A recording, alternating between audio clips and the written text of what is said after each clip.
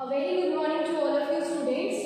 Today we are going to start the part 2 of chapter 2 of kingdom classification. Before starting our second part students, I have already told all of you what do you understand by the term classification means, what is kingdom classification and how many kingdoms were there. So before starting the very first kingdom Monera, we will revise what we had studied earlier. So we had studied all the 5 kingdoms, that was kingdom Monera, Protista, Fungi, Plantae and Animalia, and on what basis they were divided in different kingdoms. So the basis, you can say the basic basis on what they were divided is the type of their cells. So today we are going to start the very first kingdom, that is kingdom Monera. If we talk about the kingdom Monera from our earlier lecture students, the two things you may conclude that the animals of kingdom Monera will be unicellular, okay, and what? They will be prokaryotic in nature. So these characters you can conclude on the basis of our earlier lecture, okay, of our earlier explanation. So they will be unicellular, means the whole body of a kingdom, the animals which belongs to kingdom Monera will be unicellular, means the whole body will be completed in a single cell, and also the cells of them were prokaryotic, means the cells will be of primitive type. Okay, now open your book students and we will see some more characters of kingdom Monera with the help of our book. For example, Monerans are the simplest unicellular and prokaryotic organism, as I have told to all of you. Now say they lack a definite nucleus, as I told to all of you that prokaryotic cells the cells are having very primitive type of nucleus, whether the nucleus is not developed or sometimes they may be absent also. Means the cell, you can say that the nuclear membrane or the nuclear content or the nucleus content is sometimes less or absent. Now cell wall is present in some, means cell wall may be present and sometimes absent also. Okay, you know now what is cell wall? The wall of cell is known as cell wall. They may be autotrophic or heterotrophic. Now these terms you have to know. Autotrophic and heterotrophic. So student, what do you mean or what do you understand by the term autotrophic and heterotrophic? So basically student, they both are the types of nutrition, okay, means the animal which depends on other for their food comes into the category of heterotrophic. Hetero means different, auto means self, and those who synthesize their food by their own is known as heterotrophs.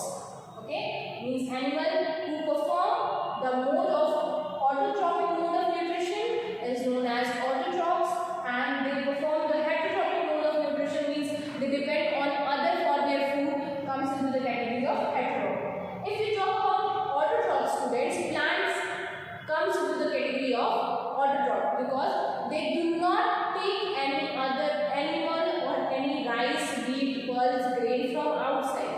What they simply need is sunlight, water, minerals for their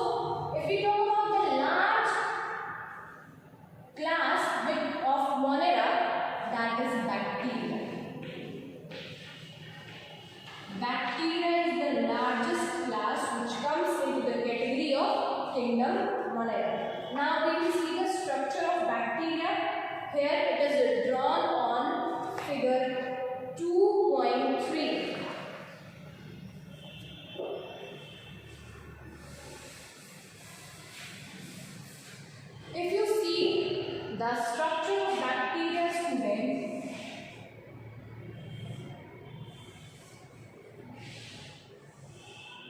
it is a dissection part of bacteria. This is cell wall of bacteria. Whole cell wall covered. Cytoplasm. Inside the cytoplasm there is the nucleic acid. Nucleic acid means DNA. And the DNA of bacteria is circular. Okay, students? Where our DNA is located, students, our DNA is located inside the nucleus. Just because they are monera, they belong to kingdom monera, so they do not have their genetic material, or you can say their nucleic acid inside the nucleus, because nucleus is absent. Now, another thing what we are going to see, cell wall. Then there are some pili-like structure. Pili-like structure helps in the movement of bacterial cells. This is a long flagella. Flagella is a locomotory organ, means helps in movement. Locomotory organ means, students, the organ which helps in locomotion. For us, the locomotory organ is our leg. For bacteria, the locomotory organ is flagella. Now, plasma membrane. What is plasma membrane? The membrane of cytoplasm, which is also known as cell membrane, is plasma membrane. Okay. Now, nucleic acid, your nucleoid DNA. This is the DNA of bacteria. There are some ribosomes. Ribosomes are responsible for the protein synthesis. These are ribosomes. And what you have? Plastid. Plastid is responsible for, students, for making of food inside the cell. And okay, that's it. You have to study only this much. See, the liquid content is cytoplasm. This is a nucleic acid. Okay, that is DNA. In your book, it is written nucleoid. Okay, plasma membrane, the membrane of cell. Outside the plasma membrane, cell wall. Locomotory organ, flagella. Pili also helps in the movement of bacterial cell. Okay, that's it. If we talk about the characters of bacterial cell, so all the characters of monera will be of bacteria. Means they are unicellular, they are prokaryotic, they perform parasitic mode of nutrition, and also nucleus is absent. Bacteria have ribosomes for protein synthesis. All the cells have ribosomes for the process of protein synthesis. If you talk about the uses of bacteria, students, you can see the use of bacteria in several medicine industry for the preparation of various medicine. For example, there are some antibiotics which made with the help of bacteria. They kill harmful bacteria. Okay. Some industries also you can see some bacteria. For example, some cheese industry for preparation of curdening of cheese, manufacturing of vinegar, curdening and ripening of tea and tobacco leaves, tanning of leather. In fact, the leather jacket which we wear is made with the help of bacteria. Formation of biogas. Bacteria also perform the degradation process. Okay, so they are also work as decomposers. So they are also useful for formation of biogas. Manufacturing